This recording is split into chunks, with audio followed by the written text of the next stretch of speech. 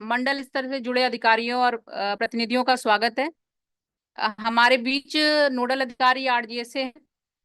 हमारे बीच additional director TB उपस्थित हैं और डायरेक्टर साहब भी हम लोगों को ज्वाइन कर चुके हैं।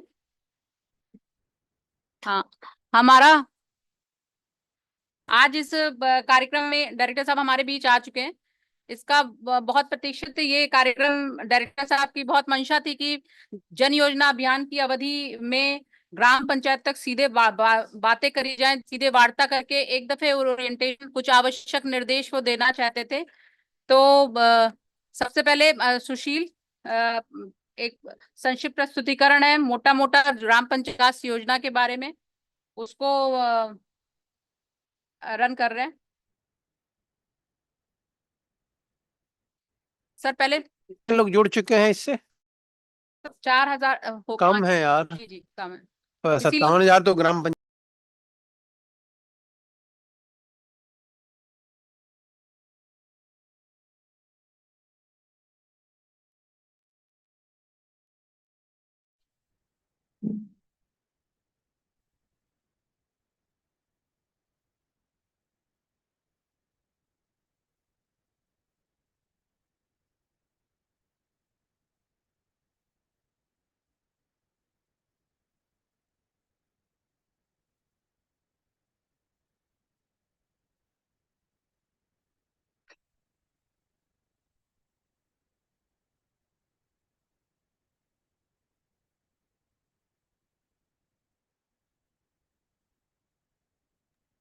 डायरेक्टर साहब हैं, उनसे अनुरोध करेंगे कि अपने प्रेजेंटेशन को आगे बढ़ाएं।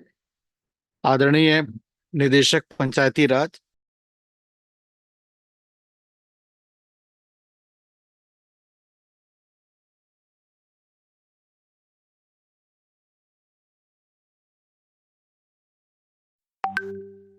डीपीआरओज और अन्य प्रधान, माननीय प्रधान एवं माननीय सचिव, आज हम लोग एक बहुत महत्वपूर्ण चीज पर चर्चा कर रहे हैं, जो सरकार की जो प्रमुख इस समय टीबी से मुक्त करने के लिए प्राथमिकताएं हैं, वो इस प्रकार से हैं कि जल्दी से जल्दी बीमारी को खोजें, उसका जल्दी से जल्दी उसको इलाज पर रखें, उसको जल्दी से जल्दी बढ़िया पोषण दिलवाएं और उसको जल्दी से जल्दी गोद दिलवाएं। और अंत में सबसे जो आज की जो बैठक हो रही है वो इसीलिए हो रही है, जल्दी से जन सहभागिता करवाएं। तो जब हम लोग पंचायत पे जाकर जन सहभागिता की बात करते हैं तो ही हम ये बड़ा लक्ष्य प्राप्त कर सकते हैं, जो अभी पिछले वर्ष 2023 में 1372 ग्राम पंचायत टीबी मुक्त हुई थी। तो उसी क्रम में हम लोग इसको आगे बढ़ाते हैं। आगे आप जानते हैं कि वर्ष 2018 में माननीय प्रधानमंत्री जी ने दुनिया से 5 साल पहले भारत को टीबी मुक्त दुनिया के सामने करी थी, और उसी को आगे बढ़ाते हुए पिछले वर्ष 24 मार्च 2023 को वाराणसी में उन्होंने एक नई घोषणा करी थी कि टीबी मुक्त पंचायत हम करने जा रहे हैं। Next please. अब टीबी मुक्त पंचायत क्या चीज है? 8 जुलाई 2022 को पंचायती राज मंत्रालय और स्वास्थ्य मंत्रालय भारत सरकार के बीच एक समझौता यानी एमओयू हुआ था। उसमें ग्राम पंचायतों में टीबी से जुड़ी समस्याओं, बाधाओं पर चर्चा करना और इनको दूर करना में पंचायतों का सहयोग प्राप्त करना, जिससे पंचायतों को टीबी मुक्त किया जा सके। टीबी मुक्त भारत एक बड़ा है जो दुनिया से 5 साल पहले भारत देख रहा है। यह असंभव है जब तक हम पंचायतों को, जो हमारी समाज की इकाई हैं, उनको हम टीबी मुक्त ना करें। इस कारण से टीबी मुक्त भारत के लक्ष्य की प्राप्ति में पंचायती राज संस्थाओं की भूमिका सबसे ज्यादा महत्वपूर्ण है। अभी जो गांधी जयंती हुई 2 अक्टूबर को, उस अवसर पर समस्त ग्राम प्रधानों ने अपने अपने जनपद में अपने जिलाधिकारी महोदयों के द्वारा यह सम्मान प्राप्त किया है। इस सम्मान में उनको की तरफ से यह रिकॉग्निशन मिला है।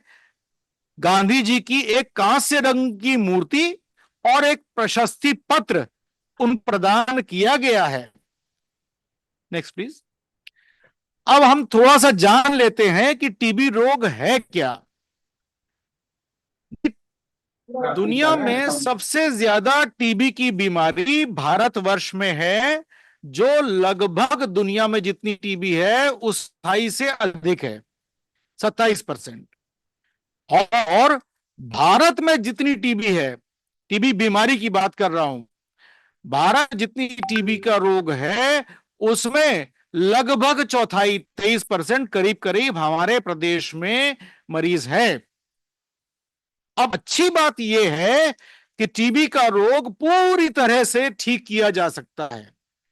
बस शर्त यह है कि पूरा इलाज लें और नियमित इलाज। तो एक व्यक्ति जो टीबी रोग से ग्रसित है वो टीबी से फ्री हो सकता। अब ये फैलती कैसे है? जैसे मेरे सामने गिलास रखा हुआ है, मेरा झूठा गिलास अगर कोई टीबी का मरीज पिए और उसको मैं पी जाऊं तो मुझे टीबी नहीं होगी। ये कैसे होती है? ये हवा के द्वारा होती है। चौथे पॉइंट को देखें, खांसने, छींकने, थूकने से ये बीमारी के कीटाणु हवा में फैलते हैं और स्वस्थ मनुष्य के शरीर वो प्रवेश कर सकते हैं। अब ये मुख्यतः कहां होती है? मुख्यतः ये हमारे फेफड़ों में होती है। फेफड़े हमारे डायरेक्ट एटमॉस्फेयर से रहते हैं। अब एक व्यक्ति ने खांसा, थूका या छींका और वो हवा में कीटाणु है और एक स्वस्थ मनुष्य ने उसको हवा को अपने फेफड़ों में ले गया सांस के द्वारा, तो इस प्रकार से हमारे शरीर में ये बैक्टीरिया या कीटाणु अंदर प्रवेश करता है। इसके अलावा के जीवाणु शरीर के किसी भी अंग में बीमारी पैदा कर सकते हैं। मोटा मोटा हम समझें कि 80 और 20 का अनुपात होता है। 80% करीब करीब फेफड़ों में, 20% करीब करीब फेफड़ों के अलावा। 7वां पॉइंट बेहद इंपॉर्टेंट है। यदि एक टीबी का रोगी इलाज न ले तो उसके वाले 10 से 15 व्यक्तियों को 1 वर्ष के अंदर बीमारी फैल सकती है। अब टीबी होती कितने प्रकार की है? टीबी या क्षय रोग 2 प्रकार का होता है, जैसे हम लोगों ने बात करी। एक फेफड़े की टीबी और एक फेफड़े के अलावा होने वाली टीबी। जो फेफड़े की टीबी होती है वह भी 2 प्रकार की होती है, एक बलगम धनात्मक और एक बलगम ऋणात्मक। धनात्मक का मतलब यह होता है कि हमने उसके बलगम की जांच करी और उसमें हमें बैक्टीरिया दिख गया। ये दिखता है जब 15,000 बैक्टीरिया 1 मिलीलीटर बलगम में हो। यदि उससे कम होता है तो हम उसको कहते हैं बलगम ऋणात्मक टीबी। है तो फेफड़े में, लेकिन इतनी नहीं है कि दूसरे व्यक्ति को बीमार कर सके। दाहिनी तरफ देखिए, फेफड़े के अलावा कौन कौन सी टीबी हैं? ये किसी भी अंग में हो सकती है। कॉमनली ये हमारे जो लसिका ग्रंथि होती हैं, लिम्फ नोड जिसे कहते हैं, उनमें हो सकती है, हड्डियों और जोड़ों में हो सकती है, हमारे जननांगों में हो सकती है, हमारे स्नायु तंत्र यानी ब्रेन और जो झिल्लियां हो उसमें हो सकती है, हमारी आंतों में हो सकती है। तो कहने का मतलब यह है कि कोई अंग छूटा नहीं है जहां टीबी न हो। लेकिन ये वाला जो ग्रुप है, इससे बीमारी फैलती नहीं है। अब इसके टीबी के लक्षण देख, अगर किसी को 2 हफ्ते से ज्यादा समय से खांसी हो रही है तो हमें जरूर सोचना चाहिए कि कहीं इसको टीबी तो नहीं है। इसी प्रकार कहीं हल्का हल्का बुखार किसी व्यक्ति को हो रहा हो, शाम के समय बढ़ जाता हो, तो भी टीबी हो सकती है।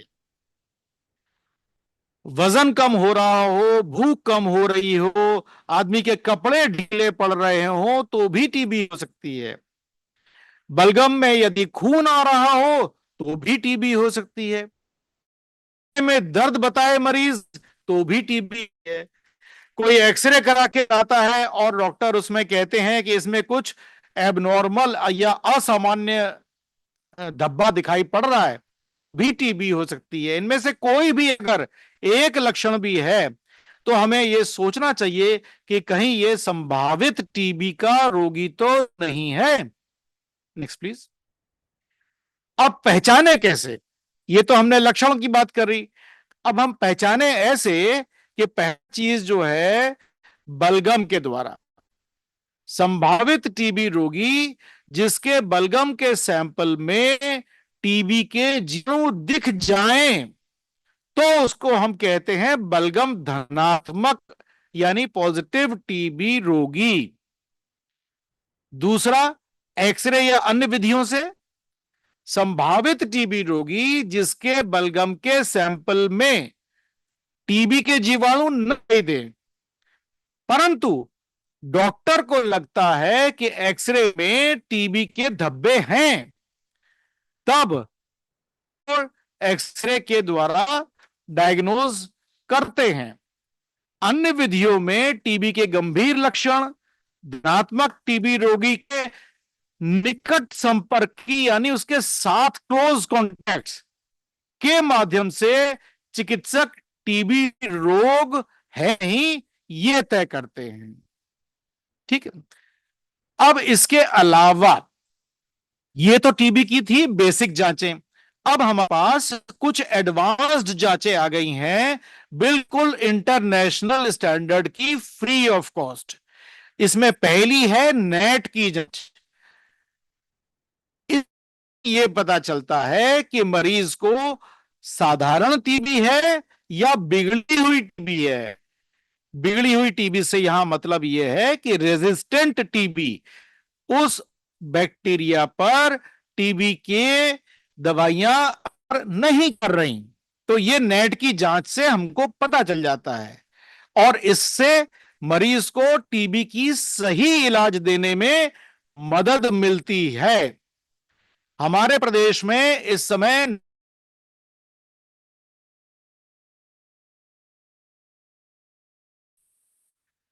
दूसरी है एचआईवी की जांच। हर टीबी के रोगी की एचआईवी की जांच कराई जाती है कि कहीं इसको एचआईवी यानी ह्यूमन इम्यूनो डेफिशिएंसी वायरस तो नहीं है। और तीसरी, हर टीबी के मरीज की शुगर यानी डायबिटीज की भी जांच कराई जाती है। ये जांचें 2 नंबर और 3 नंबर वाली इसलिए कराई जाती हैं कि एचआईवी के व्यक्ति और डायबिटीज के रोगियों में टीबी होने की संभावना जन के मुकाबले अधिक होती है, काफी अधिक होती है। अब हम जांच कैसे करते हैं, इसमें दिखाया गया है। टॉप लेफ्ट में बाईं तरफ ये माइक्रोस्कोप दिखाया गया है। इसके द्वारा हमारे यहाँ 2000 से ज्यादा माइक्रोस्कोपी सेंटर बनाए गए हैं जहां पर ये जांचें निशुल्क हो रही हैं। दूसरे नंबर पर बाईं तरफ टीबी नेट, इसके द्वारा 2 घंटे में हमें पता चल जाता है कि टीबी है कि नहीं, और है तो कौन सी दवा इस पर असर करेगी। इसके नीचे जो बाईं तरफ है कहते हैं ट्रू नेट, ये भी एक तरह की नेट है, ये भी 2 घंटे में बता देती है कि भी है कि नहीं। ये जो बाईं तरफ की जितनी भी जांचें हैं, ये सारी की सारी हर जिले में पर्याप्त मात्रा में उपलब्ध हैं। इनसे हम डीएनए लेवल पर जाकर ये जांच कर पा रहे हैं।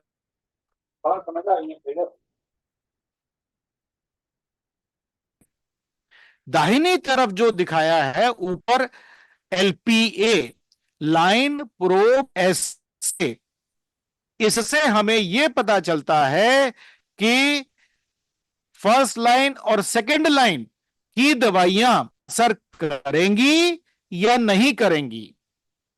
ये हमारे यहां 9 प्रयोगशालाएं हैं पूरे प्रदेश में जहां पर ये होती हैं।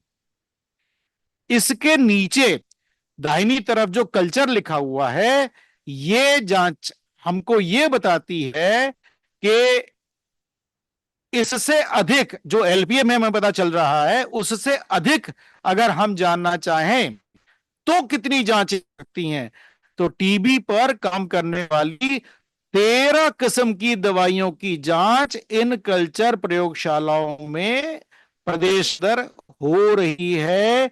इस प्रकार की 14 प्रयोगशालाएं प्रदेश में इस समय कार्यरत हैं। Next please. अब देखिए जो माइक्रोस्कोप जो हर जिले में लगभग हर सामुदायिक स्वास्थ्य केंद्र यानी सीएचसी लेवल पर उपलब्ध है, इस प्रकार के पिक्चर दिखाई पड़ती हैं। मैं सभी सम्मानित जनप्रतिनिधियों से अनुरोध करूंगा, एक बार ब्लॉक लेवल पर जाकर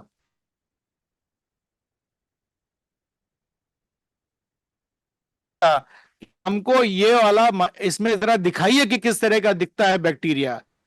जो उल्टी तरफ दिया हुआ है ZN स्टेन लिखा हुआ है, ये अधिक है, और जो दाहिनी तरफ दिखा हुआ है ये थोड़ा सा कम है। प्रदेश में 80-20 का रेशियो है लगभग। Next please.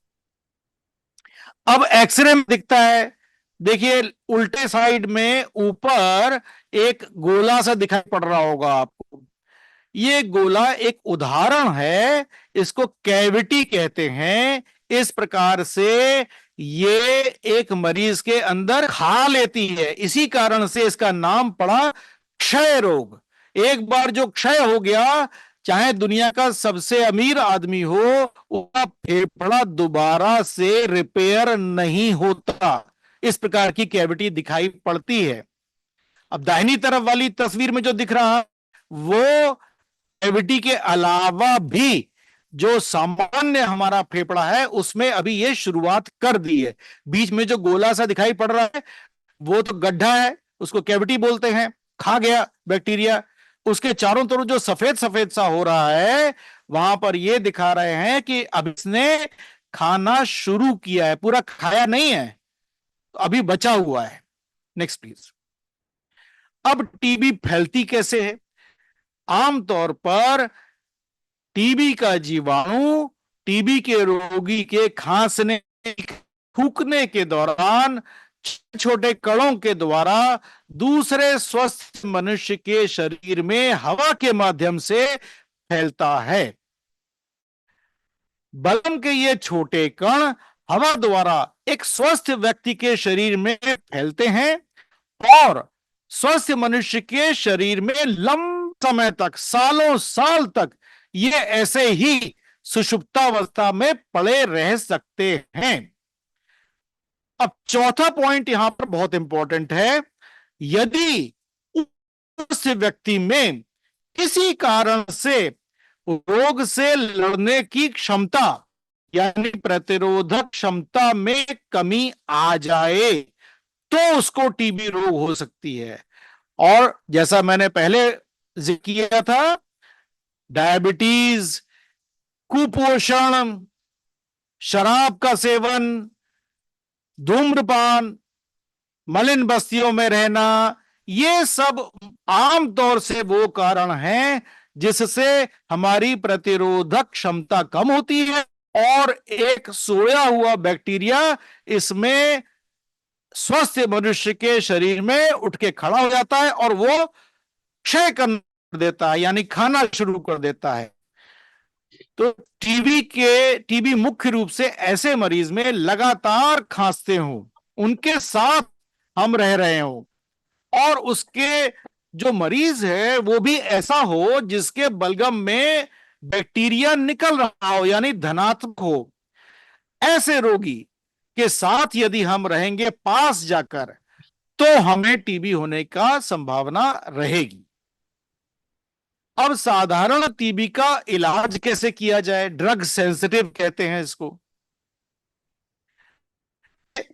खुराक जो है प्रतिदिन ली जाती है, रोज लेनी है। 6 महीने का इलाज है या इसको 24 हफ्ते का भी इलाज कह सकते हैं। इसमें 2 चरण होते हैं, गहन चरण, दूसरा सतत चरण। गहन चरण को इंटेंसिव फेज या आईपी बोलते हैं शॉर्ट में, सतत चरण को कंटिन्यूएशन फेज या सी बोलते हैं। गहन चरण में जब जीवाणु की संख्या मरीज के अंदर ज्यादा होती है तो हम उसको 56 खुराक देते हैं और इसमें 4 दवा मुख्य रूप से चलती हैं। 8 सप्ताह का यह कोर्स होता है। उसके बाद जब बैक्टीरिया मर जाते हैं, काफी हद तक 80% ऑफ बैक्टीरिया मर जाते हैं, तब हम उसको सतत चरण शुरू करते हैं, या कंटिन्यूएशन फेज। उसमें हम 3 दवाइयां देते हैं और 112 खुराक यानी 16 हफ्ते का यह कोर्स होता है। तो कुल मिला के 56 प्लस 112 168 खुराक हमें खानी है कम से कम। Next please. क्षय से होने वाली सामान्य परेशानियां क्या हैं? भूख न लगना, होना, जी मिचलाना, उल्टी के साथ बेचैनी होना, पेट में जलन या दस्त। ये आमतौर से होने वाली समस्याएं हैं, लेकिन ये बहुत आसानी से निकटतम चिकित्सक के पास जाकर हम इसको निशुल्क ठीक करा सकते हैं, अपने निकटतम स्वास्थ्य केंद्र या आजकल आयुष्मान आरोग्य मंदिर प्रत्येक गांव में मौजूद है, उनके यहां जाकर। Next please. अब खांसते छींकते समय क्या हमें सावधानियां बरतनी चाहिए?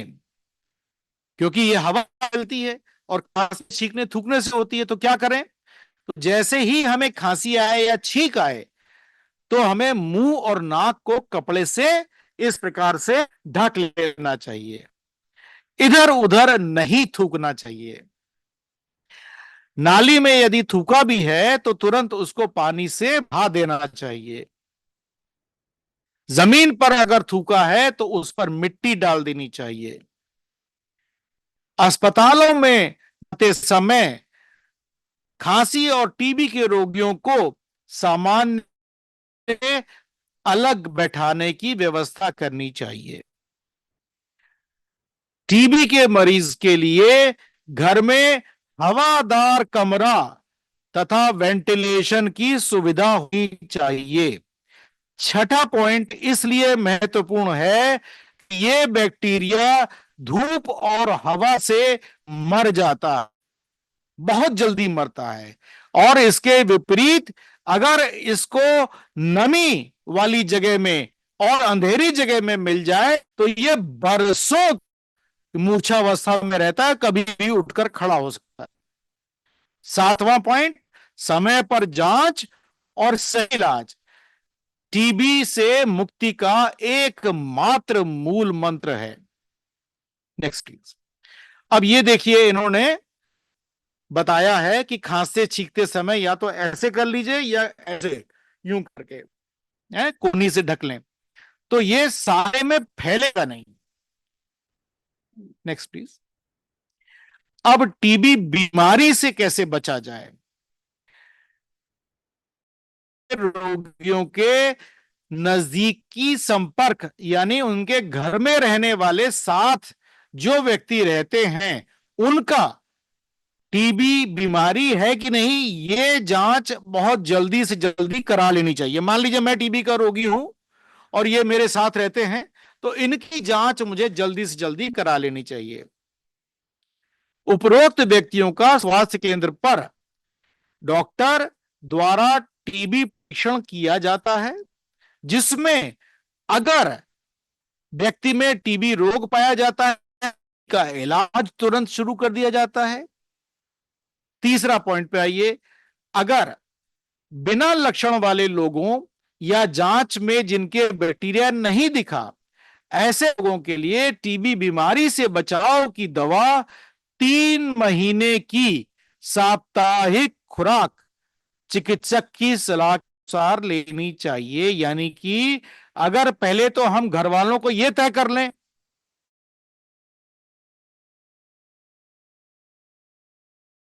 अगला स्टेप यह होना चाहिए कि बचाया कैसे जाए, उसके लिए हफ्ते में सिर्फ एक खुराक देनी है और वो भी 3 महीने के लिए, यानी कि करीब 12 खुराक से साथ रहने वाला व्यक्ति टीबी बीमारी से बच जाएगा। क्योंकि साथ रहने वाले व्यक्ति लगभग 10 से 60 गुना ज्यादा खतरे हैं आमजन के मुकाबले जो टीबी के रोगी के साथ रहते हैं। Next please. अब निक्षय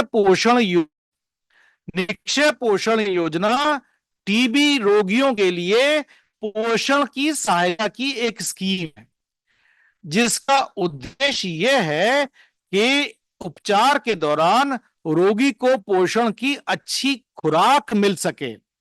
अच्छी खुराक मिलने से यह पाया गया कि लगभग 10% लोग ज्यादा ठीक होते हैं। जिनको अच्छी खुराक नहीं मिली वो करीब करीब 84% लोग ठीक हुए, जिनको अच्छी खुराक मिल गई वो करीब करीब 94-95% लोग ठीक हुए। अब ये देते कैसे हैं, भुगतान कैसे करते हैं? तो इसमें निक्षय पोर्टल में पंजीकृत किया जाता है पहले रोगी को, और उसके बाद तुरंत उसके खाते में, जैसे ही हमने पंजीकरण किया उसके खाते में 3,000 रुपए तुरंत खाते में डाल दिए जाते हैं, जिससे कि वो अच्छी खुराक ले सके। और दूसरा पॉइंट, 84 दिन बीतने के बाद हम फिर एक बार 3,000 रुपए उसके खाते में डाल देते हैं, जिससे आगे भी अच्छी खुराक मिलती रहे।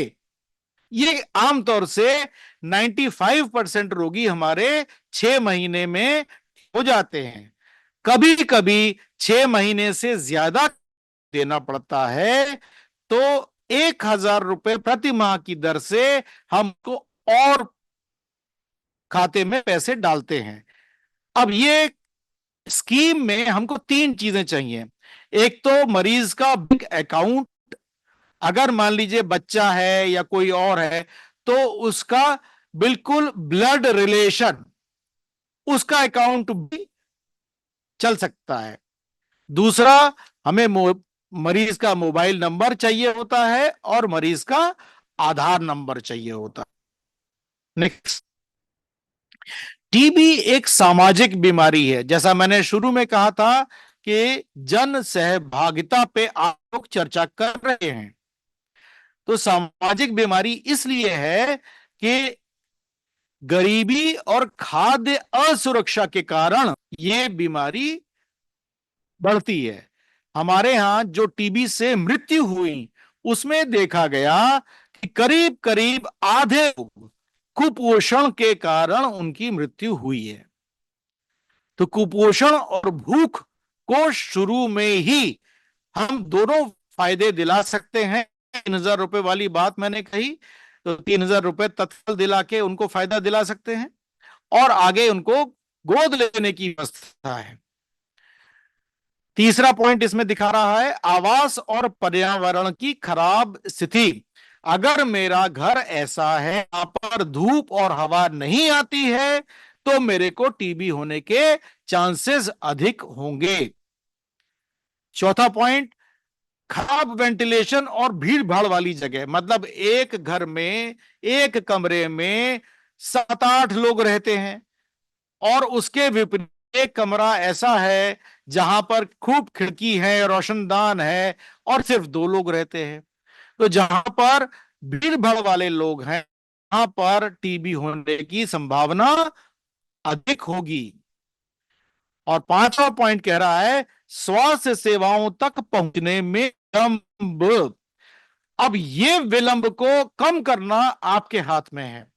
जो हमारे माननीय प्रधान लोग जुड़े हुए हैं, हमारे सचिव लोग जुड़े हुए हैं, आप समझ सकते हैं कि अगर एक व्यक्ति आपके गांव में टीबी से रोग से पीड़ित है और उसका इलाज न हुआ तो साल भर में 15 और खड़े कर देगा वो, और उन 15 का इलाज ना हुआ तो दूसरे साल में 225 हो जाएंगे। और इस प्रकार से बढ़ते बढ़ते एक चेन रिएक्शन बहुत खतरनाक हो सकता है। इसलिए आपका ये जानना और सरकार की क्या है निःशुल्क उनको उस मरीज को मुहैया करवाना में आप बहुत बड़ा योगदान दे सकते हैं। Next please.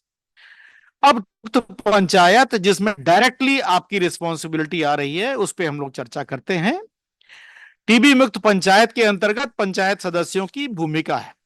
पंचायत की विभिन्न बैठकें करते हैं आप, उन बैठकों में टीबी पर चर्चा करने की एक शुरुआत कर दीजिए। कर भी रहे होंगे आप लोग, कर भी रहे हैं पहले, लेकिन अब इसको एक रूटीन बना लीजिए। के लक्षणों और टीबी के जांच केंद्र कहां कहां पर आपके निकटस्थ हैं इसकी जानकारी ले लीजिए। टीबी रोग के लक्षण वाले व्यक्ति को आपके निकटतम जो भी आयुष्मान आरोग्य मंदिर है वहां पर भेज दीजिए, फिर आगे का काम उनका। यदि पंचायत में कोई भी व्यक्ति टीबी का रोगी चिन्हित होता है तो उसको तत्काल टीबी का उपचार करवाने में मदद करिए और टीबी की नियमित दवा और दवा खिलाने में उसको प्रोत्साहित करिए। यह याद रखिए कि 2 महीने में टीबी के 80% बैक्टीरिया मर जाते हैं। जो बाकी के 20% बैक्टीरिया होते हैं उनको मारने में हमें 4 महीने लगते हैं।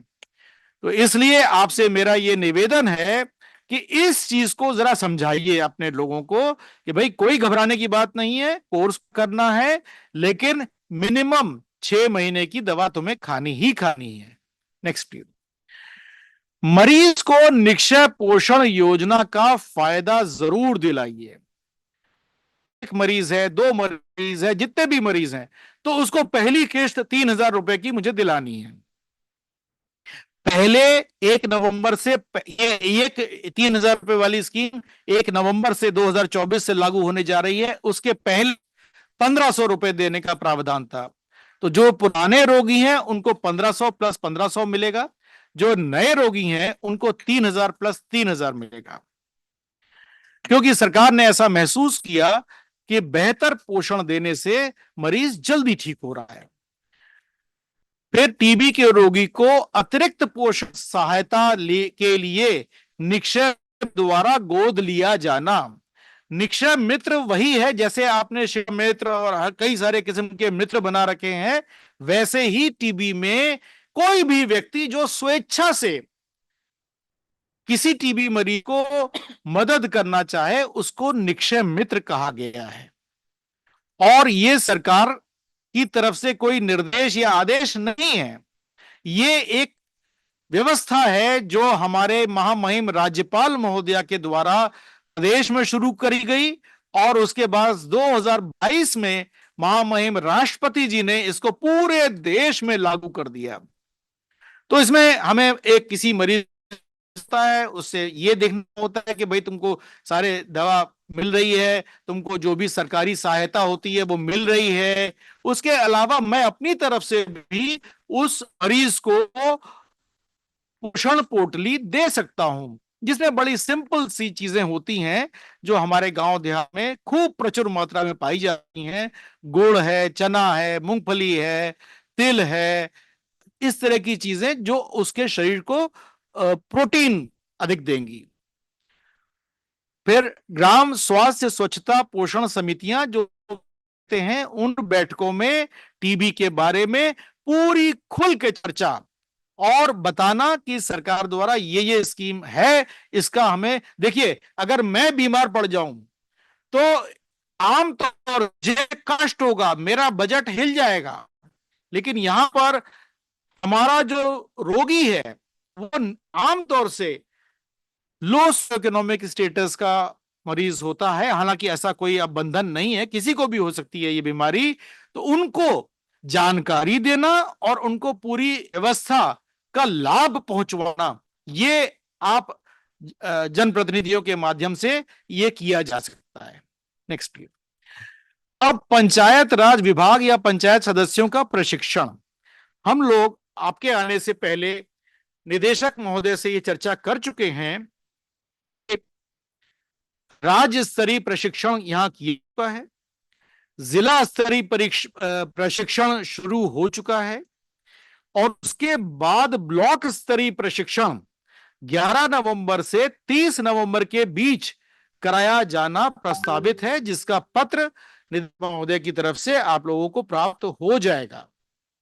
तो जिला स्तर का प्रशिक्षण जो हमारे राज्य स्तर के मास्टर ट्रेनर हैं, उनके द्वारा ब्लॉक के 3 लोगों को ट्रेन किया जाएगा कि टीबी मुक्त पंचायत क्या होता है और इसको कैसे हम जल्दी से जल्दी आगे बढ़ा सकते हैं। इसमें तरफ से और 1 लोग पंचायत विभाग की तरफ से ऐसा प्रावधान है। ब्लॉक स्तर पर प्रशिक्षण सबसे इंपॉर्टेंट प्रशिक्षण है मेरी निगाह में, क्योंकि वो प्रशिक्षण होगा जिसमें हम ग्राम प्रधानों, ग्राम विकास अधिकारियों और सचिवों को 1 दिन का प्रशिक्षण ब्लॉक स्तर पर करवाएंगे। ये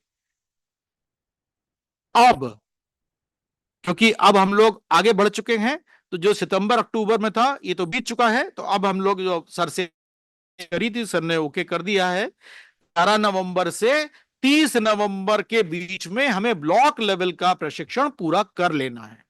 नेक्स्ट प्लीज।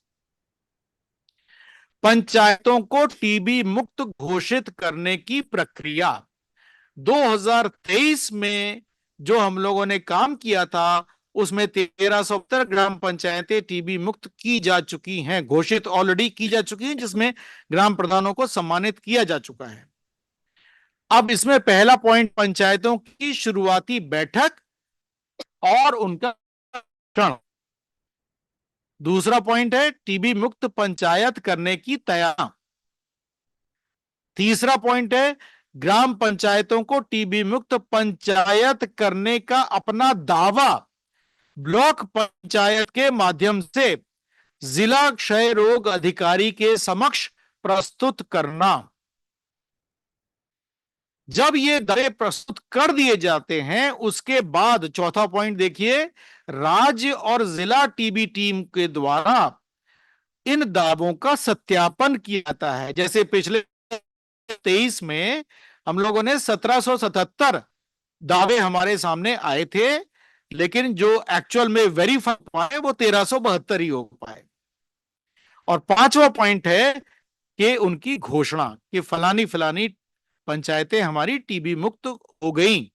और छठा पॉइंट है उनको प्रमाण पत्र जारी करना, और ये प्रमाण पत्र के साथ साथ गांधी जी की प्रतिमा देने का एक प्रथा है, जो अगर पुरानी ग्राम पंचायत कोई है जिसको पहले मिल चुका है, वही दोबारा अगर पेश कर रही है, तो इस बार उनको रजत रंग की यानी सिल्वर कलर की गांधी जी की मूर्ति प्रदान की जाएगी। तो इस प्रकार से हम लोग अभी हमारे पास 2 महीने हैं, नवंबर और दिसंबर। ये टीबी का सारा काम कैलेंडर ईयर से चलता है, फाइनेंशियल ईयर से नहीं चलता है। तो अपने पास 2 महीने हैं। हमको पहले कोशिश ये करनी चाहिए कि जिन ग्राम पंचायतों में एक भी टीबी का रोगी नहीं है, उसमें जो जांचें करानी है वो हम लोग करा डालें। Next please. अब ये 1 2 3 4 5 A 5 B कुल मिला के 6 इंडिकेटर्स हैं जिसके आधार पर हम कहते हैं फलानी पंचायत टीबी मुक्त हो गई। पहला जो सबसे आसान है, कुल टीबी संभावित मरीजों की संख्या। दाहिनी तरफ देखिए लक्ष्य क्या है, 1000 की जनसंख्या पर कम से कम 30 संभावित मरीजों की जांच 1 वर्ष में होनी चाहिए। तो भैया हमारी तो 57,000 पंचायतें हैं, सब में तो कराना संभव नहीं है। तो इसलिए हम उन पंचायतों को प्रायोरिटाइज करें, प्राथमिकता दें जहां पर एक भी रोगी नहीं है। सबसे आसान तरीका। दूसरे से लेकर 5B तक ये वो है जहां पर हमें एक मरीज मिल गया। ऐसी पंचायतें जो 1000 की आबादी पर एक कैलेंडर ईयर में एक मरीज मिल जाता है, जहां पर उनके लिए यह व्यवस्था करी गई। अगर एक से अधिक रोगी मिल जाता है की आबादी पर, तो वो पंचायत इस वर्ष टीबी मुक्त होने के लिए दावा नहीं पेश कर सकती। तीसरा पॉइंट क्या है, जो उपचार सफलता दर होती है।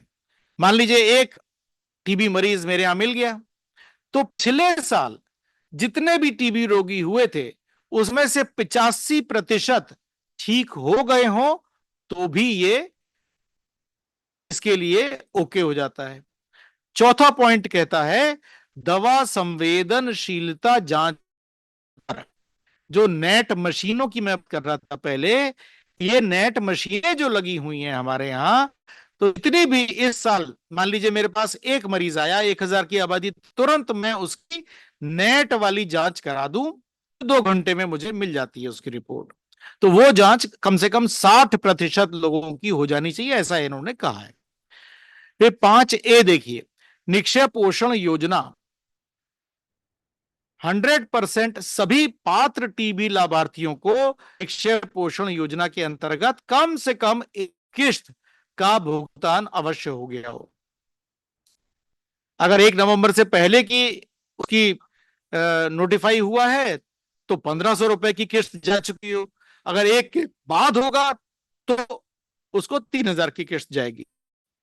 5B क्या कह रहा है, प्रधानमंत्री टीबी मुक्त भारत अभियान के अंतर्गत टीबी मरीजों द्वारा प्राप्त पोषण संबंधी सहायता, अगर सरल शब्दों में कहूं तो गोद लेना। तो जितने भी 100% सभी पात्र टीबी रोगी एक बार पोषण पोटली का प्राप्त होना, यानी आपने निक्षय मित्र बना दिया। निक्षय मित्र वो होता है जो गोद लेता है और उसने एक पोषण पोटली कम से कम उस रोगी को दे दी।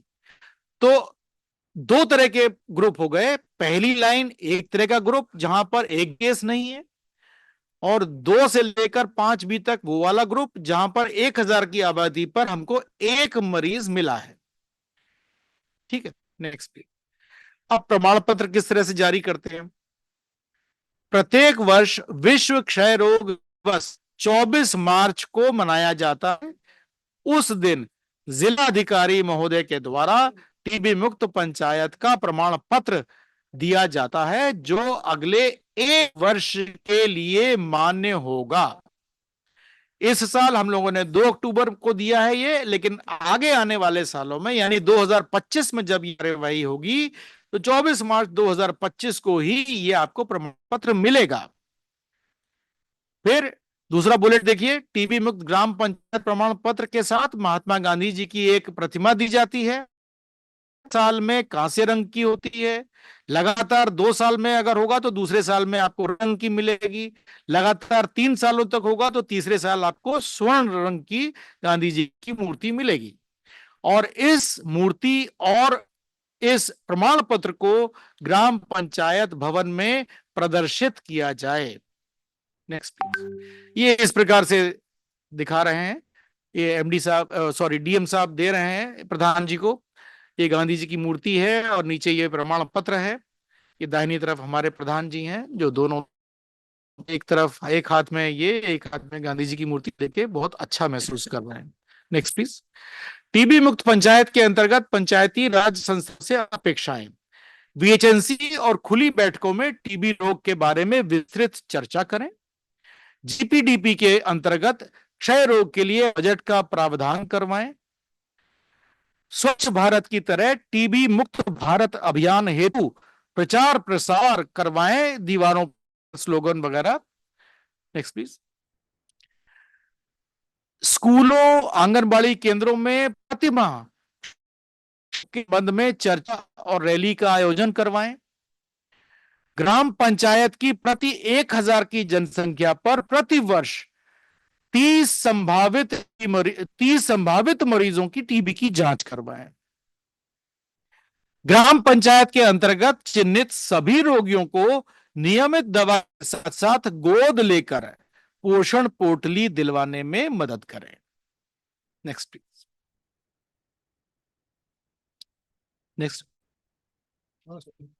ओके, बहुत धन्यवाद। अगर कोई किसी भी तरह का प्रश्न हो तो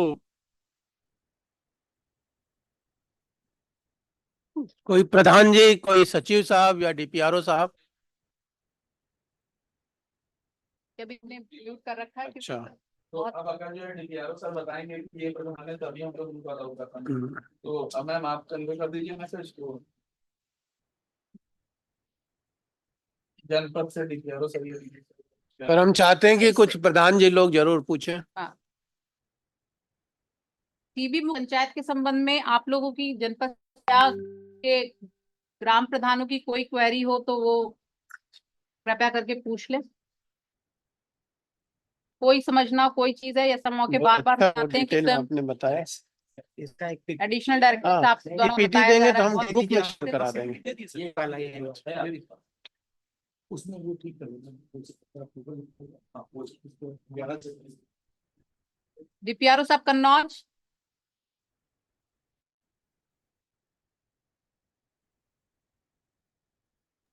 जी मैम। क्वेश्चन कोई कुछ पूछना चाहेंगे इस संबंध में? अच्छे से समझ में आया आप लोग आपको कि टीबी के विषय में जो एडिशनल डायरेक्टर साहब ने बताया?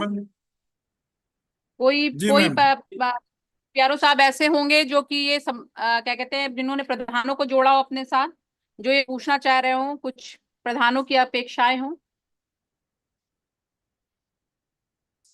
मैम अभी तो हम लोग यहाँ बैठे हुए जिले पे सीएमओ साहब की टीम है और हम लोग हैं मैम। सर डीपीआर कह रहे हैं कि हम लोग सीएम साहब की टीम के साथ मिलके हम लोग ये कार्यक्रम वो करवाएंगे। देखिए, बहुत विस्तार से टीबी पे डॉक्टर साहब ने बताया। ये चीज जो आज प्रधान और सेक्रेटरी जो लोग जुड़े थे उन्होंने तो सीधे इसको सुना। हम लोग इस पीपीटी को आप लोगों के ग्रुप में भी शेयर कर देंगे और मेरा अपेक्षा है कि ये जो है जन जन तक, हर एक ग्राम प्रधान तक, हर एक सचिव तक पहुंच जाए, क्योंकि जब तक ये मैसेज जो है बिल्कुल लेवल तक पहुंचेगा नहीं, हम लोग टीबी इरेडिकेट करने में समर्थ नहीं हो पाएंगे। और इसमें पंचायत संस्थाओं की बहुत बड़ी भूमिका है, आप समझ सकते हैं।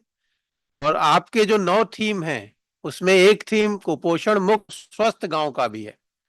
और मैं समझता हूं कि हर साल हम लोग, हर ग्राम पंचायत एक नए थीम पे काम करती है सर। ऐसा तो नहीं कि एक थीम रिपीट करती है बार बार। सैचुरेशन पे बात होती है सर, अगर सैचुरेट आपने कर लिया है तो नई थीम पे जाएंगे। तो नई थीम पे तो कभी न कभी हर गांव सैचुरेट होना है, सैचुरेट होना है और इस थीम को भी लेना है। तो जहां पे टीबी के मरीज हैं उसमें तो इसी थीम पे हमारे सबसे जीपीडीपी बननी चाहिए, उसको प्राथमिकता देके अपनी ग्राम पंचायत डेवलपमेंट प्लान बनाना चाहिए। और स्वच्छ भारत मिशन से भी ये काफी जुड़ा हुआ, ठीक है। अगर गांव में टीबी के मरीज होंगे, वो अब इधर उधर थूकेंगे तो भी स्वच्छता के लिए नुकसानदेह है। और स्वच्छ भारत मिशन का एक बहुत बहुत प्रमुख लक्ष्य है कि स्वच्छता से स्वास्थ्य की ओर जाना, ठीक है। तो हर व्यक्ति को स्वस्थ होना है तभी देश बढ़ेगा। तो इस पीपीटी को आप लोगों ने जिन्होंने सुना बहुत अच्छा किया, और इसको अपने लेवल से इसको बढ़ाइए और हर ग्राम पंचायतों में थोड़ा दीवार लेखन करके इसके बारे में लोगों को अवगत करा दीजिए। कम से कम 2-3 चीजें जो बहुत महत्वपूर्ण थी, लोगों को पता नहीं है कि कोई निश्चय पोषण योजना है, इसके बारे में बहुत कम लोगों को पता है। तो निश्चय पोषण योजना के बारे में कुछ दीवार लेखन करा दीजिए। कुछ और सामग्री मैं समझता हूँ स्थानीय स्तर पे कार्य उपलब्ध करा सकते हैं। तो वो पंचायत गांव जिला पंचायत राज डीएम साहब की अध्यक्षता में बैठक होती है या सीडीओ की अध्यक्षता में, तो वहां पे डीपीआरओ को भी बुला लेंगे, और जो भी सामग्री होगी वो आपके जो हेल्थ वर्कर है उसके साथ हमारे पंचायत के लोग मिल करके वो प्रचार प्रसार की सामग्री अधिक से अधिक लोगों को पहुंचाएंगे। और सर 6 के विषय में यदि कोई सरल शब्द में, जैसे आपने भी पिक्चर के माध्यम से दिखाया था कि खांसने और छींकने में हम लोग को क्या सावधानी, उस तरह का कोई पिक्टोरियल 2-4 बन जाएंगे तो वो भी पब्लिक प्लेसेस में टीबी मुक्त पंचायत के रूप में या राष्ट्रीय टीबी मुक्त कार्यक्रम के रूप में वॉल पेंटिंग भी करा सकती है ग्राम पंचायत सर। ठीक है। 6 अधिकारी उपलब्ध करा दें सरल शब्दों का हैंडआउट्स। नहीं सर, अब कितने लोग जुड़ गए हैं इसमें? सर अभी तो 2700 हो गए। कम है, कम होते जा रहे हैं। कम हो गए। अच्छा बीच में अच्छा सर, 5000 मैं क्रॉस डीडी चित्रकूट बोल रहा हूँ सर, कुछ पूछना चाह रहा था मैं। हाँ बताओ बताओ। हाँ, ये कहते हैं सर, पहले डॉट्स प्रोग्राम चलता था, directly observe treatment short course, जिसमें ये लोग घर घर जाके अपने सामने उसको पेशेंट को दवाई खिलाते थे और उसका ड्यूरेशन करीब करीब 1.5 साल हुआ करता था। तो अब क्या मतलब वो डॉट्स हो गया है और ये 6 महीने वाला आ गया कि 6 महीने में बिल्कुल खत्म हो जाएगा टीबी, और इनका मतलब उसमें डायरेक्टली इस वक्त ये लोग डायरेक्टली ऑब्जर्व नहीं करेंगे, मतलब घर घर जाएंगे, मतलब किस इसमें केवल उसको दवाई दे दिया और फिर वो जाता रहे और वहां जाके एक ड्यूरेशन पे चेक करवाता रहे, कुछ इस तरह से होगा इसमें? जी, बहुत अच्छा सवाल है डीडी साहब आपका। इसमें क्या है कि पहले हम इंटरमिटेंट रेजिमेंट चलाते थे, यानी सोम बुध इस तरह से देते थे, तो इसलिए अपने ये सुनिश्चित करते थे कि वो दवा खा ले।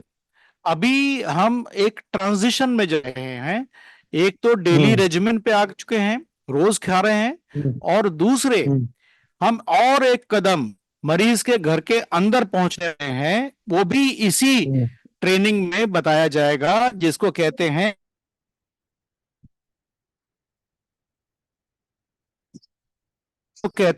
Family care giver. मसलन मैं अगर एक मरीज हूं तो अभी मुझे दवा खाने, जैसा आपने बात करी ऑब्जर्व ट्रीटमेंट शॉर्ट कोर्स, तो वो दवा लेने के लिए मुझे 1 किलोमीटर के आसपास जाना पड़ता था।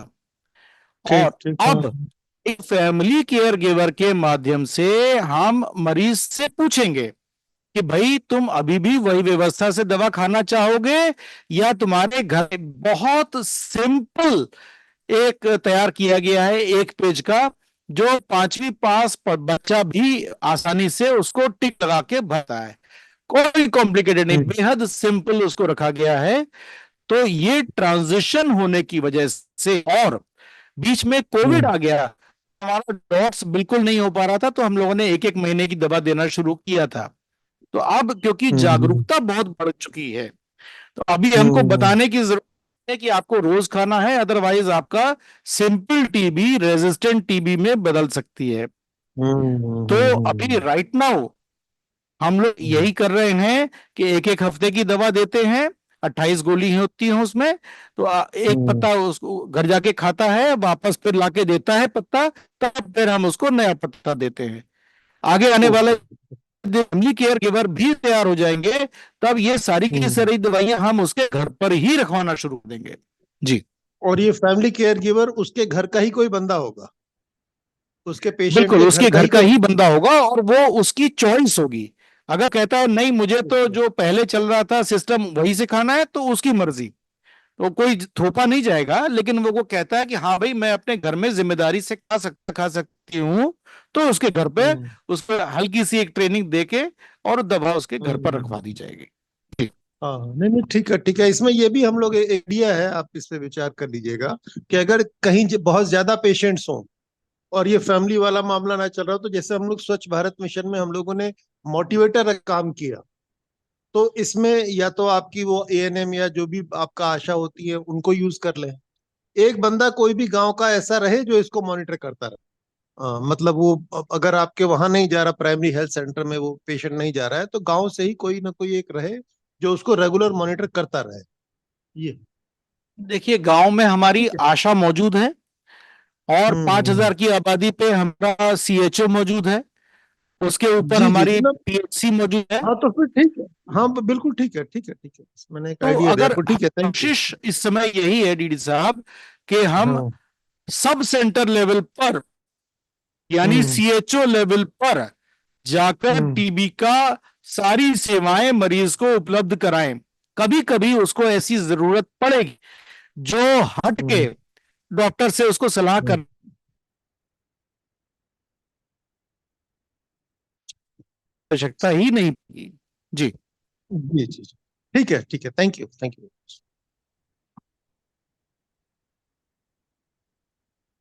देखिए, पिछली बार 1372 प्रधानों को गांधी जी की प्रतिमा मिली थी और अभी सिल्वर प्रतिमा किसी को नहीं मिली है। वो इस साल मिलेगी। तो इस साल मैं चाहता हूं कि भाई कम से कम 10,000 ग्राम प्रधान जो है प्रतिमा प्राप्त करें और कई को सिल्वर भी मिले। ठीक है। तो ये तभी संभव है जब पंचायती राज विभाग जो है इसमें ठीक से लगेगा और हर ये संदेश जो अभी दिया गया है इसको सारे ग्राम पंचायतों में पहुंचा दे। तो ठीक है, हम लोग अब जीपीडीपी पे बात करें। बहुत बहुत धन्यवाद, थैंक यू। बहुत बहुत धन्यवाद सर, और पूरी आज जो लोग जुड़े हुए हैं उनको भी बहुत धन्यवाद। Thank you very much. ये समय टीबी से विषय से संबंधित जानकारी बताने का इस समय बहुत अच्छा अवसर इस समय इसलिए भी था क्योंकि इस समय जन योजना अभियान की अवधि चल रही है और इस समय पंचायतों के प्लानिंग का फेज है, जिसपे डायरेक्टर साहब का बहुत थ्रस्ट है कि पंचायतें इसी समय अपना प्लान अगर अच्छी तरह से बनाएंगी तो आगे भी वो अपने कार्यों को सही रूप से और ज्यादा प्रभावी ढंग से कर पाएंगी। हमारे भी डायरेक्टर साहब हैं, डायरेक्टर साहब वार्ता करना चाहेंगे जीपीडीपी के विषय में। और जीपीडीपी क्या पंचायत डेवलपमेंट प्लान पे करेंगे, जिसमें तीनों स्तरीय पंचायतों के लिए है और हमारे वरिष्ठ अधिकारी जनपद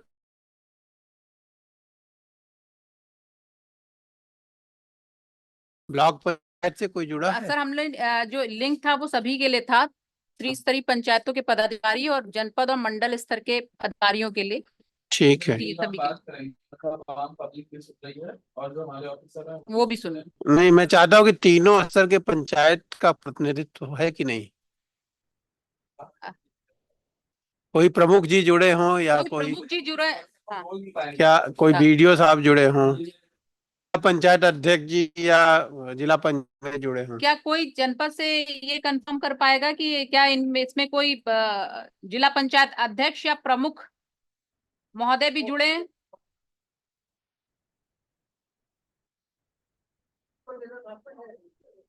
देखो रेस हैंड कर रखा है। दरवाजा बंद कर दो। चलिए, बहरहाल जो जुड़े वो सुन ले। आप सभी को पता है कि 14वें वित्त आयोग की अनुशंसा के बाद जो है पंचायतों को अपनी वार्षिक कार्य योजना तैयार करते हुए ई ग्राम स्वराज अपलोड किया जाना अनिवार्य किया गया है। और अब तो 15वां वित्त आयोग चल रहा है, तो इसमें आपको सबको पता है कि इसकी टाइमलाइन निर्धारित है। ग्राम पंचायतों के लिए 31 जनवरी तक हमको अपनी कार्य योजना अपलोड कर देनी है। और 31 जनवरी का मतलब ये होता है कि जनवरी माह के पहले सप्ताह से ही कई ग्राम पंचायतें अपलोड हो जाएं। और 31 जनवरी का अर्थ है कि कुछ ग्राम पंचायतें जो शेष रहे वो 31 जनवरी को हो जाएं। ये नहीं कि सारी ग्राम पंचायतें 31 जनवरी को ही अपलोडेशन को फाइनल करे, अन्यथा जो है सर्वर जो है वो आता है, उस पर लोड बढ़ जाता है।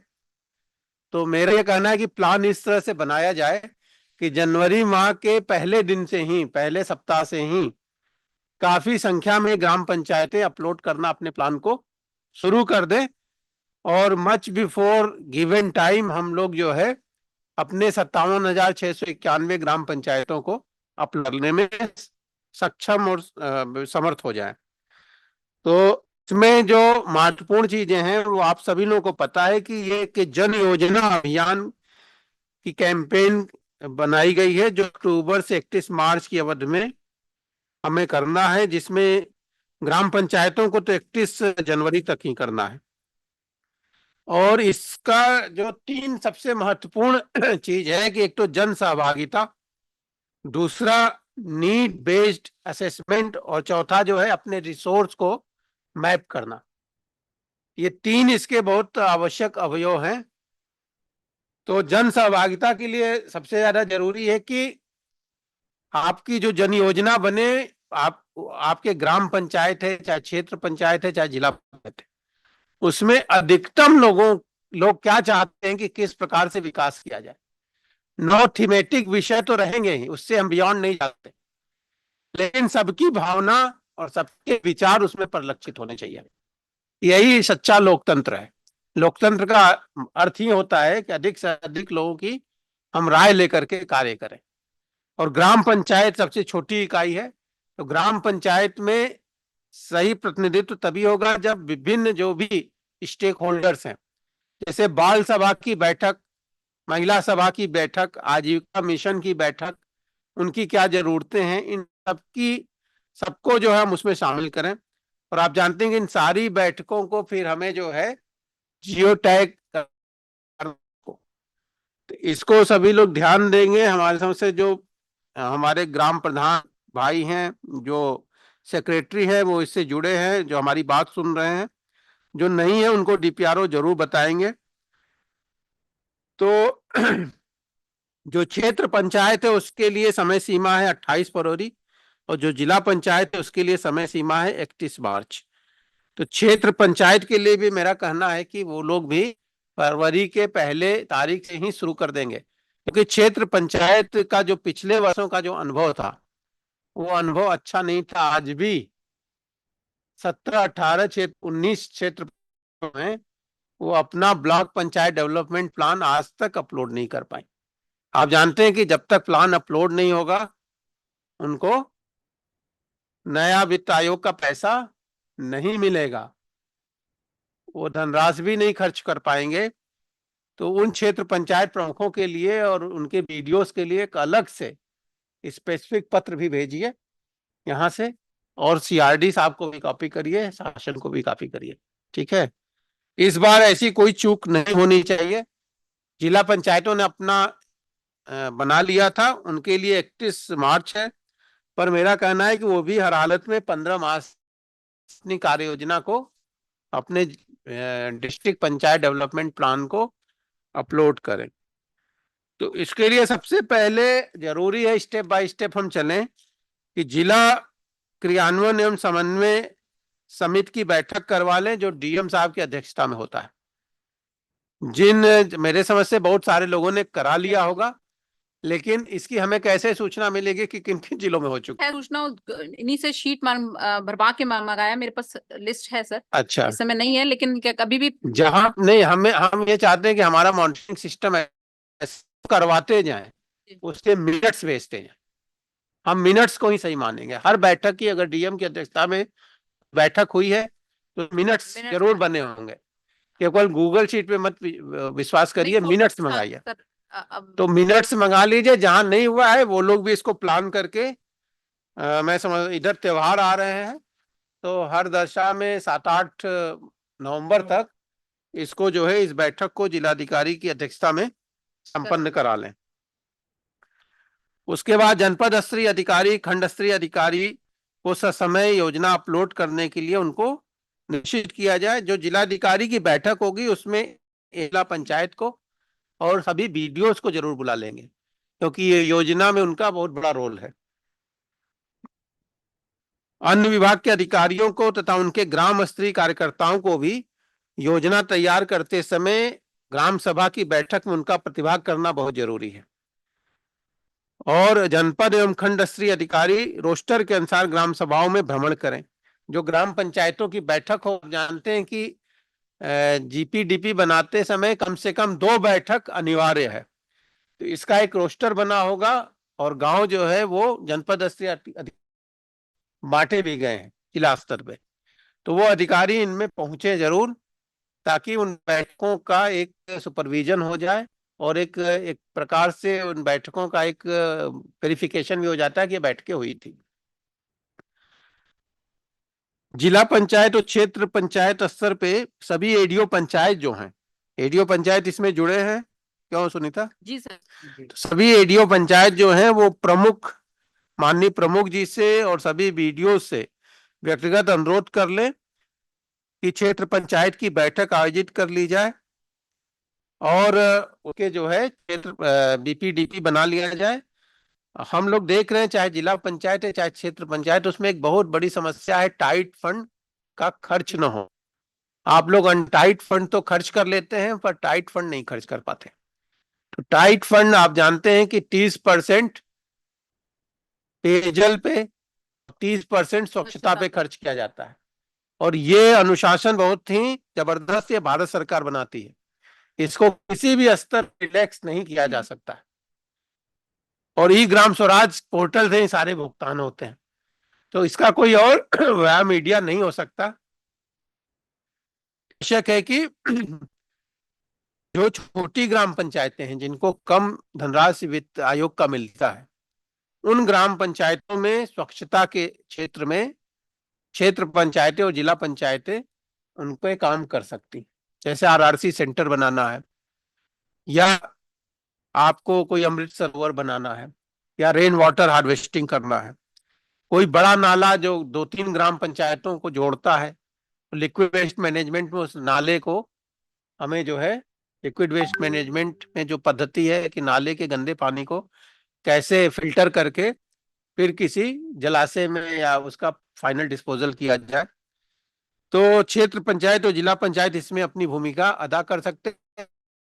ऐसे जो एक ब्लॉक से दूसरे ब्लॉक की ओर जा रहे हैं और क्षेत्र पंचायतें जो एक गांव से दूसरे गांव की ओर जा रहे हैं, ऐसे टाइट फंड में ले सकते हैं। पेयजल का रोल कम है क्योंकि पेयजल में जो है वो हर घर जल पेयजल मिशन कर रहा है। तो मैं नहीं समझता कि अब क्षेत्र पंचायत और जिला पंचायत के लिए पेयजल में कोई रोल बचा है, लेकिन rain water harvesting, Amrit Sarovar इत्यादि पे क्षेत्र पंचायतें और जिला पंचायतें अपना कार्य कर सकती हैं। ग्राम पंचायत चूंकि बहुत बड़ी संख्या में है तो हमें विशेष, उनका समय भी कम है, उन्हें 31 जनवरी तक ही पूरी योजना देनी है। तो इसमें यह है कि पहले ग्राम सभा अपनी एक बैठक का एजेंडा तैयार करे और उस एजेंडा को सभी ग्रामवासियों और सभी विभागों को कम से कम बैठक के 15 दिन पूर्व जो है वो उनको संसूचित करे, उनको वितरित कर दे। और ग्राम सभा की जितनी जो 6 अस्थायी समितियां हैं, उन 6 अस्थायी समितियों की भी बैठक आयोजित की जाए। और जैसा मैंने पहले कहा कि महिला सभा, बाल सभा और एसएचजी आदि की भी बैठक की जाए, उनकी आवश्यकताओं को समायोजित करते हुए कार्य योजना बनाई जाए। ग्राम सभा की पूर्व जानकारी पोर्टल पे अद्यतन की जाए और नियत समय पर बैठक करके भारत सरकार के पंच निर्णय ऐप पर उसको फोटो सहित विवरण अंकित किया जाए और सभी बैठकों को की कार्यवृत्ति जारी है और उसके रजिस्टर को व्यवस्थित किया जाए। ग्राम पंचायत में जो पंचायत भवन है वो एक प्रकार से पंचायत सेक्रेटरिएट है। सभी पंचायत सेक्रेटरिएट पूर्णतः क्रियाशील रहे, इस बात को सुनिश्चित किया जाए, एक सबसे बड़ी प्राथमिकता यह है। और इसके लिए आवश्यक है कि हर ग्राम पंचायत में एक पंचायत सेक्रेटरी तैनात रहे। जहां पे रिक्तियां हैं या पंचायत सेक्रेटरी जिनकी तैनाती थी वो किसी कार्य से इंटरेस्ट नहीं ले रहे हैं या अपना काम छोड़ चुके हैं, वहां पर नवीन तैनाती कर दी जाए। पंचायत सेक्रेटरी की तैनाती के लिए मेरे स्तर से निर्देश जा चुके हैं कि सभी जनपद के जिलाधिकारी इसकी तैनाती कर ले। तो इसमें जो है डीपीआरओ साहब इंटरेस्ट लेके कोई ऐसा ग्राम पंचायत न रहे जहां पंचायत सेक्रेटरी तैनात। और ग्राम पंचायत सचिवालय में कॉमन सर्विस सेंटर जो है वो भी पूर्णतः क्रियाशील होना चाहिए, उसका प्रचार प्रसार कर दिया जाना चाहिए। किसी भी गांव के आदमी को अनावश्यक रूप से किसी और ऑफिस में नहीं जाना चाहिए। उसको डोर स्टेप डिलीवरी है, जो सर्विस डिलीवरी है, उसको डोर स्टेप पे मिले। बहुत सारे प्रमाण पत्र आप जानते हैं, आप सभी लोग इससे भीग हैं कि गांव के आदमी को अपने ग्राम सचिवालय में जाए, वहां ऑनलाइन आवेदन करे, उसकी जो निर्धारित फीस है 30 रुपया वो दे, तो इससे पंचायत सेक्रेटरी को भी 5 रुपया इंसेंटिव मिलेगा, ग्राम पंचायत के ओएसआर खाते में भी जाएगा। तो और ग्रामवासी को फायदा यह होगा कि वो तो जब जिले पे जाता है, तहसील पे जाता है, तो उसका किराया भाड़ा बर्बाद होता है और इधर उधर चक्कर लगाता है, तो वो अपना खेती का काम भी बाधित करता है। अगर हम इसको टोटलिटी में देखें तो हम एक तरह से पूरे अपने देश के जीडीपी को प्रभावित करते हैं, क्योंकि वो दिन भर बेचारा उसका समय नष्ट हो जाता है। जो वो खेत में उत्पादन करेगा या अपने घर पे रह के कुछ काम करेगा, वो अनावश्यक रूप से उसका जो है एक छोटे से कागज को प्राप्त करने के लिए वो तहसील में और जिले के कार्यालय में चक्कर लगा। तो ये डोर स्टेप डिलीवरी बहुत अच्छी चीज है, उसको इंश्योर हो जाए कि हर ग्राम सचिवालय एक्टिवेट रहे, उसका कॉमन सर्विस सेंटर चलता रहे, ताकि उसको डोर स्टेप डिलीवरी उसको तत्काल प्राप्त हो। एक अन्य बहुत महत्वपूर्ण चीज है, आप लोग जानते हैं जो रेवेन्यू डिपार्टमेंट तालाबों का आवंटन करती थी, आप नीलामी करती थी, उससे जो धनराशि जो राजस्व प्राप्त था वो ग्राम पंचायतों को उसका 75% मिलना चाहिए, ऐसा बोर्ड ऑफ रेवेन्यू के आदेश है। लेकिन उसके बावजूद ग्राम पंचायतों को क्या मिल रहा है ये हम लोगों को पता नहीं चल पाता था। तो एक पहल की गई है कि इसका एक जो है पोर्टल बने, और पोर्टल लगभग विकसित हो चुका है, पोर्टल प्राय विकसित रूप में आ चुका है। उसका एक तहसील बक्सी का तालाब जो लखनऊ तहसील है, उसके सारे जो आंकड़े भी उसमें फीड हो चुके हैं, और बाकी जिले भी इस पे काम कर रहे हैं। पर इस पोर्टल में जो पंचायत विभाग का महत्वपूर्ण रोल है, आपका ओएसआर खाता जो है, जो ग्राम पंचायतों के ओन सोर्स रेवेन्यू के अकाउंट्स हैं, वो भी इस पोर्टल पे मैप तभी तो पाएगा कि कितना उस गांव में तालाब थे, उसका जो पैसा आया उसके खाते में पहुंचा कि नहीं। तो मैं देख रहा हूं कि आज भी लगभग 1283 अभी ओएसआर खाते नहीं आए हैं। और मेरा यह कहना है कि इसमें उन गांवों का नाम मंगा लीजिए, जिलेवार केवल संख्या, गांव का नाम भी मंगाइए कि इन गांवों में क्यों ओएसआर खाते अभी तक नहीं खुले हैं, और उनके डीएम्स को और सीडीओस को भी डीओ लिखवाइए, ठीक है। और सीआरडी साहब को भी हम लोग लिख देंगे, जब सीडीओस की बैठक होती है तो भी अपने स्तर से वो कह देंगे। तो ओएसआर खाते जो है उसके लिए काफी समय दिया गया है। हम लोग चाहते हैं कि जो 1-2 दिन त्योहारों के पहले का बचा हुआ है, आज और कल, इसमें 30 तक है या 29 तक है, 30 तक है, तो अभी भी हम लोग पास 2-2.5 दिन है, इसमें सारे ओएसआर। तो सीएससी के पंजीकरण को भी ये कितने दिन बाद नवीनीकृत होता है? सर एक बार प्रत्येक वर्ष नवीनीकृत होता है। तो जहां पे नवीनीकृत करने की आवश्यकता, इसको नवीनीकृत कर लिया जाए। वार्ड ग्राम पंचायतों के जो वार्ड सदस्य हैं, महिला स्वयं सहायता समूह हैं, ये गांव के एल्डर्स लोग, बुजुर्ग लोग, जिनका अपना एक अनुभव होता है, उनकी भी आवश्यकता को देखते हुए आवश्यकता परक सहभागी कार्य योजना बनाई जाए। तो मैं समझता हूं कि आप सभी लोग जो है इसको, प्रधानमंत्री जी ने इसीलिए आपकी जो पंचायतों की डेवलपमेंट प्लान की योजना थी उसको जन योजना का नाम दिया। जन योजना से तात्पर्य है कि इसमें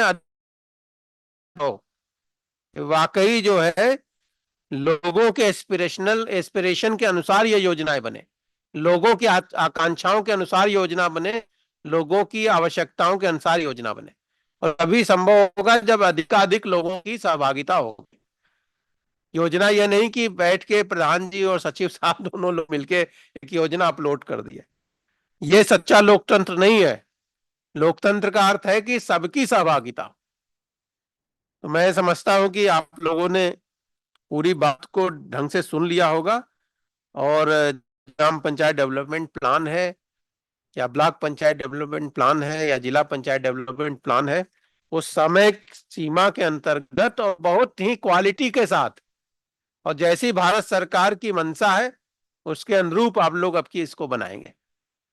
कहा जाता है कि एक बार योजना पे अगर ध्यान दे दिया गया तो आपकी आधी विकास का आधा समस्या दूर हो जाती है।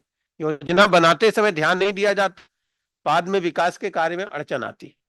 तो योजना बनाते समय उसकी क्वालिटी को अगर हम लोग ध्यान देंगे, जो निर्देश है उसको पढ़ लेंगे, योजनाएं अच्छी बनेंगी। मुझे सिर्फ इतना ही कहना था। किसी का कोई प्रश्न है तो बता दे। प्रणाम सर, मैं बिकाराम महोबा बोल रहा हूँ सर। सर, ये बोर्ड ऑफ रेवेन्यू का सर आदेश का ग्रुप पे पड़ जाए तो सर हम डीएम से पत्र लिखा दें सर, ग्राम पंचायत को सारा पैसा जमा करने के लिए सर। हाँ, वो जमा डीएम वो परिषदादेश आप लोगों को भेज दो भाई, हाँ सर। ग्रुप में भेज दो। मेन चीज है कि वो पोर्टल जब बन जाएगा तो अपने आप पैसा जाएगा। आपके यहाँ कोई भी ग्राम पंचायत ऐसा ना हो कि जिसके ओएसआर खाते खुल न गए हों और यहाँ पे सूचित ना हो। ओएसआर खाते सर खुलवा दिए, लेकिन जो ये पैसा है ये तालाबों का मछली वाला ये सर वहाँ जमा पैसा भेज नहीं रहे खातों में। ये सर लेटर लिखवा देते उसी के आप। देखो ऐसा है ना कि जो पहले मैनुअल होता था तो तहसीलदार साहब एसडीएम साहब क्या भेजे क्या नहीं भेजे वही जानते थे और आप लोगों को भी पता नहीं चलता था। इसीलिए हम लोगों ने पोर्टल की व्यवस्था की है कि अब वो पोर्टल ऐसा होगा कि हम देख लेंगे, आप भी देख लेंगे। ठीक है सर, नमस्ते सर। तो सर जो पहले जो हुआ है वो क्रमशः वो लोग भेजेंगे, लेकिन हम लोग आगे सिस्टम बना रहे हैं पोर्टल के माध्यम से कि जो भी पैसा ग्राम पंचायतों का हक है 75% आने का वो अपने आप पोर्टल पे दिखे, जहां नहीं दिखेगा हम लोग पकड़ ले। सर नमस्ते सर, हरदोई से बोल रहा था सर। सर हमने ओएसआर खाते लगा के सर भेजे थे सर, तो उनका कहना यह था कि गांव निधि के लिए कहा गया, ओएसआर के लिए नहीं गया है। तो सर एक पत्र सर ओएसआर मतलब गांव निधि है सर, एक चीज अगर मैंने लिख के भेजा तो है अपने स्तर से, उन्होंने एक गांव का तो भेज दिया सर। समझ लो पहले बात, आप समझोगे तो उनको भी समझा लोगे, पत्र भी हम भेज देंगे। देखो गांव निधि में जो राज्य वित्त और केंद्रीय वित्त दोनों के पैसे जाते हैं, है ना सर? गांव निधि वो उसको मानना है जो जनपद स्तर पर खुला हुआ है, वो उसको कह रहा है वहां से वो डीपीआर भेजते हैं और वहां से फिर डीपीआर अपने साथ भेजे। मैंने वापस कर दिया था सर, मैंने कहा ये आप गलत कर रहे हैं, आप सीधे गांव पंचायत खाते में ओएसआर खाता है इसमें भेजिए, पूरी सूची लगा कर मैंने दिया था सर। तो उसको मान नहीं रहे हैं सर वो। तो एक गाँव का तो सर मैं जबरदस्ती करा दिया डीएम सर को पूरा सर। हाँ, वो अलग से चिट्ठी चली जाएगी। इसमें ऐसा है कि हम एक एक्सक्लूसिव खाता जिसमें को केवल ओन सोर्स रेवेन्यू जमा हो, ऐसा हम चाहते हैं। ऐसा कोई खाता जो पहले से चला आ रहा है जिसमें उन तरह के पैसे जा रहे हैं, मालूम हुआ कि हम जो राज्य वित्त दे रहे हैं, जो केंद्रीय वित्त दे रहे हैं, वो भी उसमें जा रहा है, तो पता ही नहीं चलेगा कि तहसील से क्या पैसा गया। तो इसके हम लोग बहुत ही एक्सक्लूसिव एक अलग से एक खाता चाहते हैं जिस ओन सोर्स रेवेन्यू ही रहे, तभी वो मैप प्रॉपरली पोर्टल पे, और वो लेटर भी चला जाएगा। ठीक है, और किसी को कोई बात कहनी है? भाई कोई प्रधान जी नहीं बोल रहे हैं, कोई सचिव बोल रहे हैं, कोई एडीओ पंचायत नहीं बोल रहे हैं। प्रणाम सर, संत रविदास नगर भदोही से हम बोल रहे हैं। हाँ सर, ये जो नियुक्ति हुई है उसमें बायोमेट्रिक वाली में समस्या आ रही है, कहीं से नहीं हो पा रहा है। फोटो वगैरह का तो मिलान हम कर लिए, लेकिन आइरिस वाला कहीं संभव नहीं हो पा रहा है, क्योंकि उसमें उनका देखिए आपने सही कहा, बायोमेट्रिक्स मथुरा में एक केस पकड़ा गया है जिसमें परीक्षा देने कोई गया था और किसी और के नाम पे नियुक्ति पत्र कोई लेने आया था, तो वो अपेरेंटली वो फोटो अलग अलग दिखा, तो उसको शक हुआ, उसको पुलिस कस्टडी में दिया गया। तो बायोमेट्रिक्स का जो है, इसीलिए हमने लिखा था एनआईसी की, एनआईसी पता नहीं क्यों नहीं कर पा रहा है। तो सोनभद्र की जो वो है डीपीआरओ, उसने अभी जो 2-3 दिन पहले हमने एक वीसी की थी, तो सोनभद्र की डीपीआरओ ने सबको बताया था कि उसने अपने बैंक के सहयोग से बायोमेट्रिक्स कर लिया था। तो आप लोग भी उसी पद पे चले सर। महोबा में मैंने कराया बैंक से सर। आपका मंडल तो एक ही है ना, मंडल तो एक ही है, भदोही मिर्जापुर मंडल में, भद्र भी उसी में है। तो डीपीआरओ से बात कर लो, देखो उसने कैसे कराया था, आप भी बैंकर से बात करके कराओ। सर मैं कहना चाहूँ से सर, मैंने भी एलडीएम साहब को चिट्ठी लिख के कराया सर आज बैंक से जो है, तो थंब इम्प्रेशन में करते हैं तो उसी से रेटिना आता है सर। उन्होंने मैनेजर से लिखवा लिया सर में, और एक एफिडेविट भी ले लिया है इस आशा कि अगर कहीं बायोमेट्रिक में कोई गलती है तो पा जाती है तो संपूर्ण उत्तरदायित्व सर होगा उसका जो है, एफिडेविट लेकर के सर करा रहे। ठीक ठीक ठीक है, यही पद्धति सब लोग अपनाइए। जन योजना अभियान के विषय में यदि कुछ कहना है आपको और कैसे काम करने की आपकी रणनीति, इस विषय में आपको अगर कुछ कहना चाहें तो डायरेक्टर साहब हमारे बीच हैं।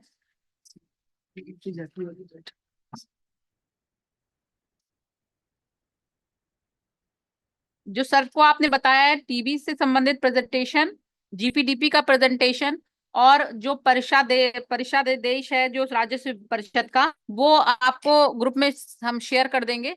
और अगर इसके अलावा किसी का कोई क्वेश्चन नहीं है तो से इस वेबिनार को वो कर दिया जाए, क्लोज कर दिया जाए सर। ठीक है, thank you. Thank you sir. सभी जनपद और मंडल के अधिकारियों और अन्य जुड़े हुए प्रतिभागियों को धन्यवाद।